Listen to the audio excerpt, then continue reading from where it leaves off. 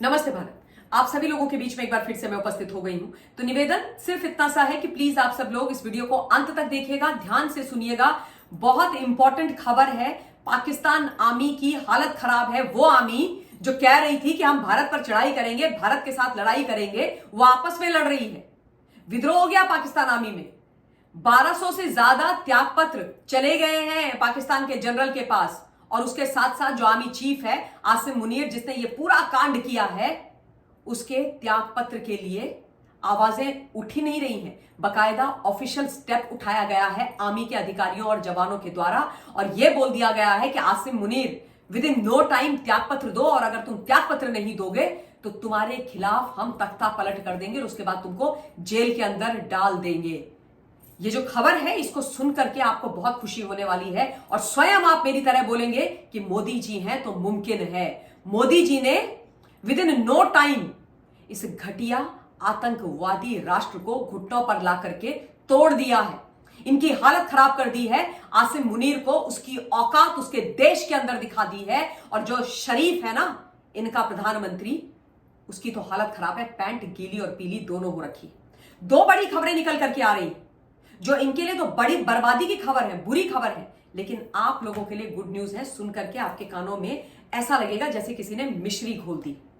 पहली खबर मैं आपको बता दूं कि एक पत्र है जो पाकिस्तान आर्मी का है, और वहां के मेजर जनरल फैजल महमूद मलिक द्वारा साइंड है। जंगली आग की तरह सोशल मीडिया पर, और पाकिस्तान का जो सोशल मीडिया है उस पर वायरल हो रहा है। और ये जो पत्र है ना, इसके माध्यम से ही ये खबर आई है कि वहां पर पाकिस्तान आर्मी के 250 अधिकारी और 1200 जवानों ने अपना त्याग पत्र सौंप दिया है। वो कह रहे हैं कि हमें नहीं रहना है इस आर्मी के अंदर, तुम्हारे दुष्कर्मों की सजा हम नहीं लेंगे भैया, हमें नहीं मरना है।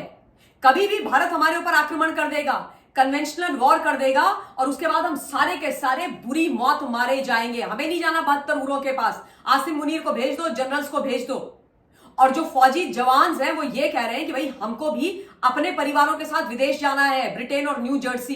ठीक वैसे जैसे आसिम मुनीर कायर ने अपना परिवार भेज दिया विदेश, और 2-3 जनरल्स ने भी भेज दिया। उन्होंने बोला कि तुम्हारे परिवार हमारे परिवार बर्बाद, हम भी अपने परिवारों को विदेश भेजेंगे, इसलिए या तो हमें लंबी छुट्टी दो या हमारा त्याग पत्र स्वीकार करो। अब ये जो फैजल महमूद मलिक हैं, इनकी हालत खराब हो गई, इनकी मट्टी पलीत हो गई है। इन्होंने पत्र के अंदर लिखा है कि भैया तुमने शपथ खाई थी कि तुम पाकिस्तान की रक्षा करोगे। इस समय जंग के हालात हैं, हम जंग के कगार पर खड़े हैं, तुम ऐसे देश के साथ गद्दारी नहीं कर सकते, और यदि तुम गद्दारी करोगे तो पाकिस्तान की जो आर्मी एक्ट है 1952 उसकी खिलाफत करोगे और तुमको सजा मिलेगी। वो कह रहे सजा दो, जो सजा देनी है दो।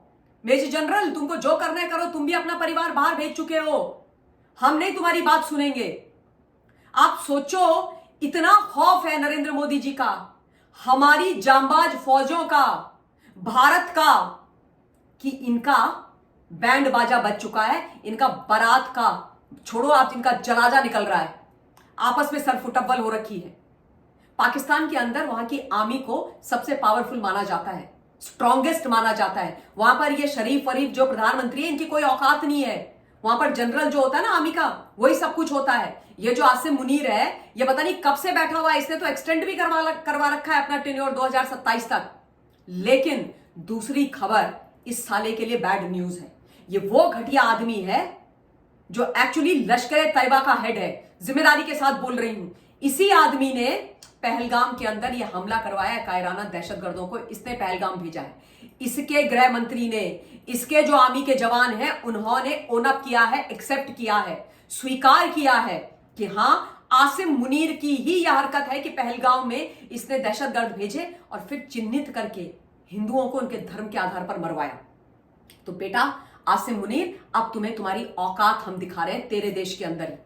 मोदी जी दिखा रहे हैं, हम दिखा रहे हैं, क्योंकि इतना डर हो गया है ना कि पता नहीं भैया कब भारत कर देगा सर्जिकल और एयर स्ट्राइक और कब हम सब बर्बाद हो जाएंगे। और इसलिए एक और पत्र पाकिस्तान आर्मी में लिखा गया है, और ये जो लेटर है वो जितने जूनियर ऑफिसर्स हैं, इनफैक्ट मिडिल लेवल से लेकर के नीचे जूनियर लेवल तक के जो अधिकारी हैं, यानी colonel, lieutenant colonel, major, captain, उन सब ने लिखा है और उनके साथ आर्मी के जवान ने लिखा है, और उसमें साफ साफ शब्दों में यह बोल दिया गया है कि भाई आसिम मुनीर तुम रिजाइन करके निकल जाओ, त्याग पत्र दो, और अगर तुम त्याग पत्र नहीं दोगे तो हम तुम्हारे खिलाफ कू कर देंगे, यानी तख्ता पलट कर देंगे तुम्हारा।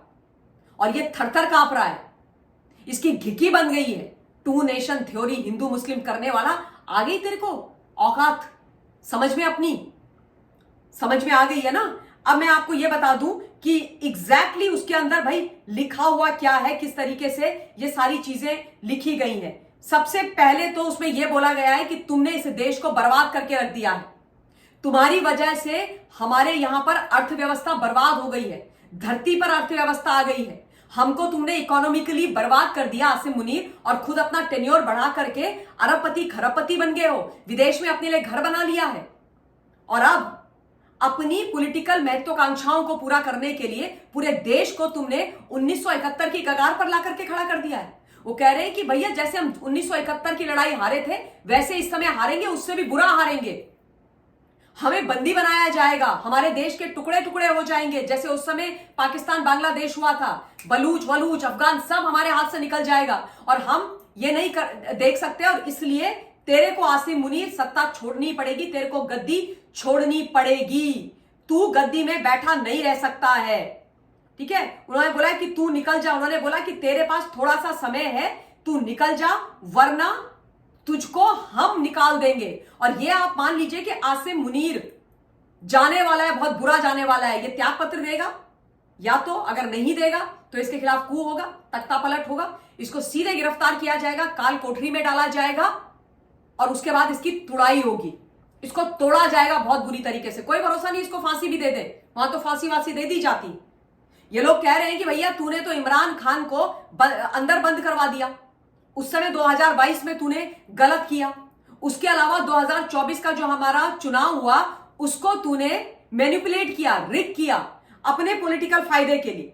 उन्होंने बोला भाई ये सारी चीजें हम नहीं देख सकते। उसके अलावा भी उन्होंने बोला है कि इस समय जो ये तेरे खिलाफ आवाज उठ रही है ना, तू ये याद रख ले कि ये आवाज उन महिलाओं, उन बिचारी औरतों के दिल से निकल रही है जिनको तूने आसिम मुनीर पाकिस्तान की सड़कों में पिटवाया।